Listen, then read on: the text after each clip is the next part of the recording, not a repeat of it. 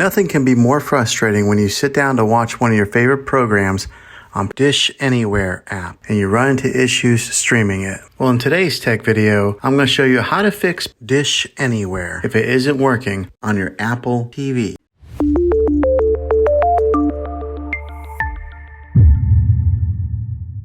Let's see if we can fix your problems and get your Dish Anywhere back up and running as quickly as possible. The first one, it's the easiest one to try, and that is to unplug your TV from the wall outlet and wait 60 seconds. Now don't be impatient here, wait the whole 60 seconds, then plug it back in. This is very different from turning your TV on and off with your remote control. This is what we call a hard reset of your TV, so make sure you do this method. If that doesn't work, then find your router that is giving you Wi-Fi and unplug the power to that for 60 seconds. Then plug it back in. If it fixes it, great. If not, let's go ahead and move on to the next method. Try deleting Dish Anywhere on your TV. Go to wherever the apps are located on your system and remove the app altogether. Then reinstall Dish Anywhere again. After you reinstall it, you might have to log back in with all of your credentials, but hopefully this will work. And if that doesn't work, then I recommend buying an affordable Roku stick, Fire Stick, or Apple TV 4K and plug that into your TV and use that as your main streaming player. And you'll be able to access Dish Anywhere that way. I'll put links in the description down below of where you can get one. Well, hopefully this video was helpful for you.